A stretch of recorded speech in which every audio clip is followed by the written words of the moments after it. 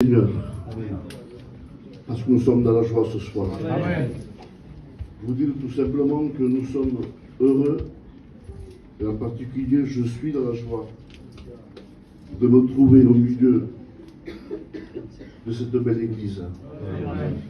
Quand je dis cette belle église, ce n'est pas les murs, hein. Attention, ça c'est un local. Hein. Quand je dis l'église, c'est chacun de nous. Amen.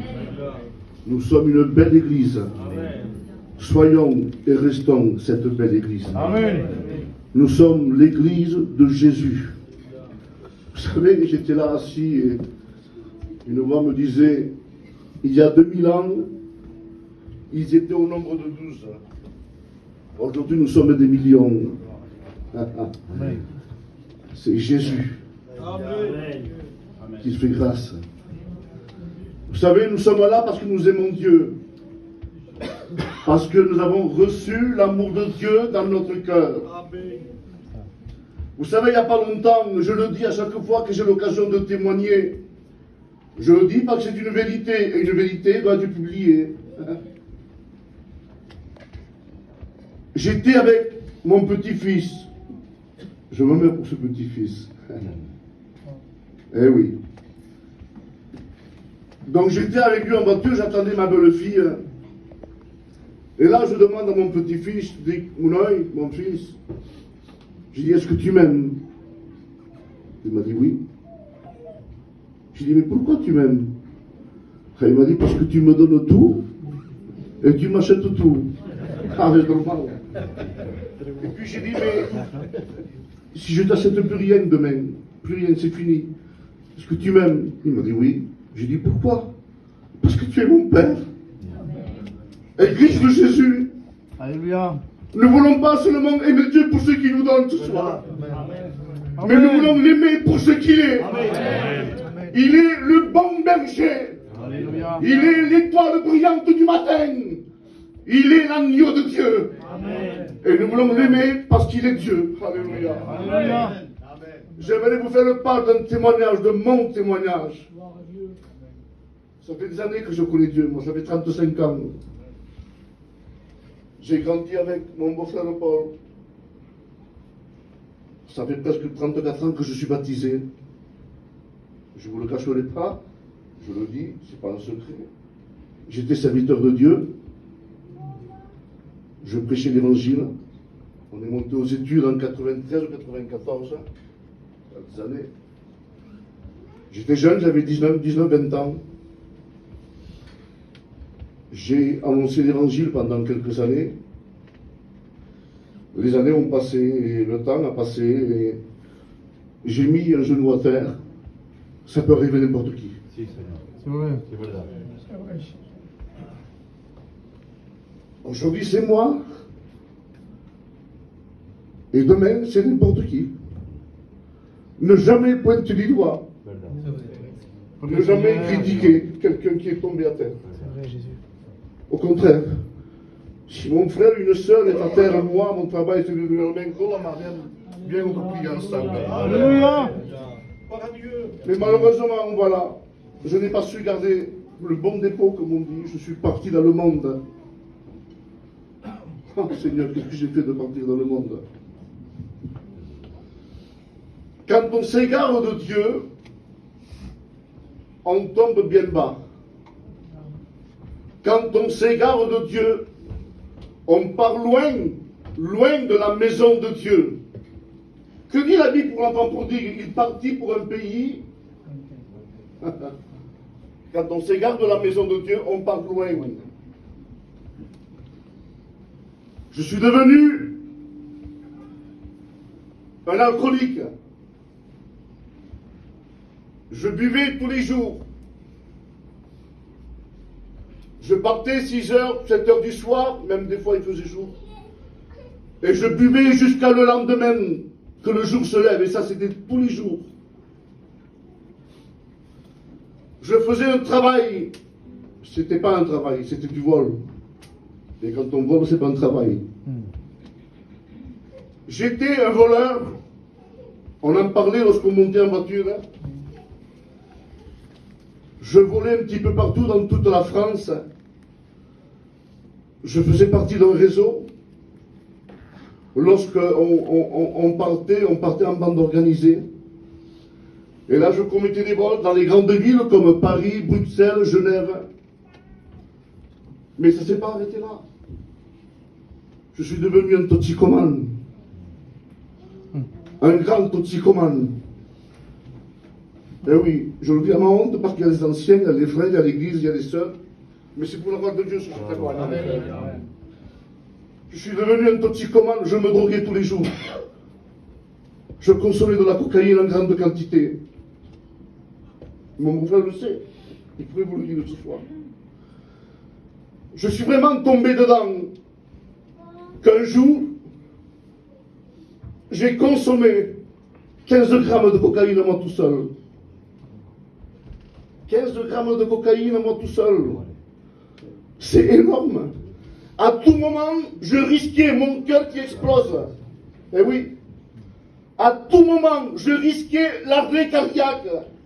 Mais, que voulez-vous? J'étais un pantin entre les mains de l'ennemi. Il faisait de moi ce qu'il voulait. Rien n'a pu changer ma vie. Je n'ai pas pu m'arrêter. J'ai essayé de voir des médecins. Aucune solution. J'ai essayé de voir des centres d'addiction. Ça s'appelle comme ça, des centres d'addiction. Aucun médicament, aucun espoir. Un jour, c'était à Avignon, je me suis trouvé face à la justice. La police est tombée sur moi au moment où je commettais un vol. Et là, je suis resté quelques jours en garde à vue et puis j'ai comparu devant le tribunal. J'ai été jugé, condamné. Ma femme se disait, maintenant il va réfléchir. Maintenant il va s'arrêter. Mais non, je ne pouvais pas m'arrêter. C'était plus fort que moi. J'étais pris dans un engrenage et je ne pouvais pas m'en sortir. J'ai continué à boire, à me droguer et à voler. Mais laissez-moi vous dire une vérité ce soir. Ma femme a souffert. Mes enfants ont souffert. J'ai vécu une vie d'enfer. Mais j'aimerais vous dire ce soir que un jour, et c'était le jour de Dieu, et quand c'est le jour de Dieu, alléluia, c'est le jour de Dieu. Quand Dieu veut quelque chose, il l'obtient. Un serviteur m'a invité à venir écouter l'évangile, la parole de Dieu. Il m'a dit, viens ce soir, viens écouter la parole de Dieu. Je suis allé, j'ai écouté le message de Dieu. J'ai écouté le message de l'évangile, parce que l'évangile délivre. L'évangile libère. L'évangile pardonne. L'évangile guérit. L'évangile transforme les cœurs. Et ce jour-là, j'ai écouté l'évangile. Il ne m'a pas fallu 30 réunions, mes frères. Non, non, non, non, pas besoin de centaines de paroles, non. Une seule réunion. Un seul mot de Dieu. Un seul message de Dieu. Et ma vie, toxicomane, alcoolique, voleur, menteur, tricheur, Dieu a changé ma vie. Il a transformé mon cœur. Une explosion. L'explosion de Dieu ne détruit pas. L'explosion de Dieu construit. Eh oui. Mon cœur a été bouleversé. Mon cœur a été brisé par la parole de Dieu. Une seule réunion, Seigneur. C'est pas possible, oui, c'est possible. Amen. Un seul mot de Dieu. Ça dure quoi une réunion? 1h30. De 8h30, 15 horas. Et ce jour-là, la réunion a duré 1h30. Vous imaginez un peu, en 90 minutes, Dieu a brisé 20 ans d'esclavage. Alléluia. Alléluia. Amen. Il n'y a pas longtemps et je finis. Je suis allé voir mon médecin, le médecin traitant, comme on dit, hein, pour la famille. Hein. Je le connais bien. Je discute avec lui.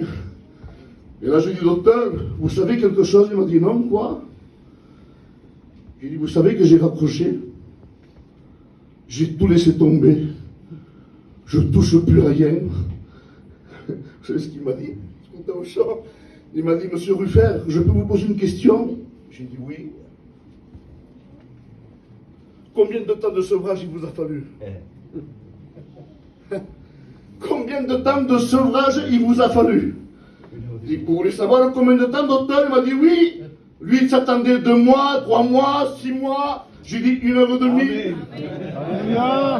Alléluia! 1 heure et demie, j'ai dit. Et ma vie a été changée. Il m'a dit complètement. J'ai dit oui, complètement. Plus d'alcool, plus de drogue, plus de cigarettes. Ça, c'est la puissance de Dieu. Amen. Ce qui est impossible aux hommes est possible à Dieu. Amen. Il y a des hauts, il y a des bas, les frères. Parfois, il m'est dur d'avancer. Je passe par des moments durs, parfois. Je sens que l'ennemi est là pour me faire tomber. Il n'y a pas longtemps, un cousin est venu me chercher. Écoutez vos chants et je finis. Pour de bon, cette fois-ci. Mon cousin vient me chercher, il m'appelle. Il dit, Kia, nous descends, j'ai un problème. Ah, je descends. Il y avait la vitre ouverte. Nous sommes pas là. Donc, mets la tête dedans. Donc, qu'est-ce que je fais? Je passe la tête dans la vitre. Mets la main. Et j'ai mis la main. Il m'a mis 2 grammes de cocaïne dans la main. Il m'a dit, viens, monte. Ça, c'est pour toi, il m'a dit. Il dit, hey, ne me fais plus jamais ça. Alléluia. Parce qu'aujourd'hui, ma vie n'appartient pas à Satan. Mais aujourd'hui, ma vie appartient à Dieu. Amen. Alléluia. Aujourd'hui, ma vie appartient à l'Évangile. Et Dieu est avec nous. Alléluia. Quoi que nous passons, quoi que nous ayons, Dieu est avec nous. Amen. Et je finis avec ces paroles, et pour de vrai, je vous regarde, excusez-moi les frères. J'ai compris quelque chose. J'ai compris quelque chose, peut-être, mon frère. Et je le dis avec mon cœur ce soir, les pasteurs. Comprenez-moi, hein? Je le dis avec mon cœur ce soir. C'est bien de prêcher. Il n'y a pas mieux que le ministère. C'est merveilleux le ministère. Mais j'ai compris quelque chose ce soir.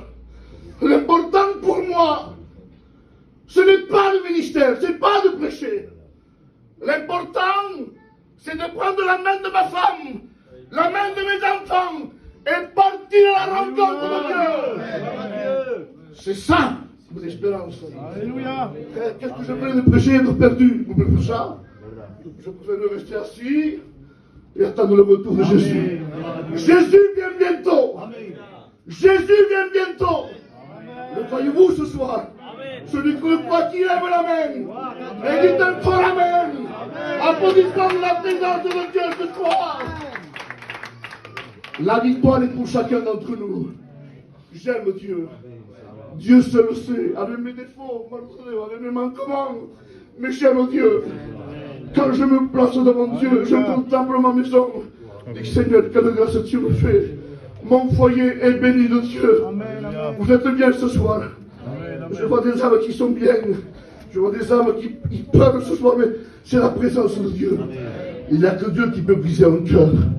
Hein? Il n'y a que Dieu qui... Vous savez, je ne pleure jamais. Quand je pleure, c'est pas que je suis rempli du Saint-Esprit. Que Dieu vous bénisse, les frères. Que Dieu vous garde. Et n'oubliez pas, Dieu est avec nous. Amen. Je laisse la passe de cette fois-ci.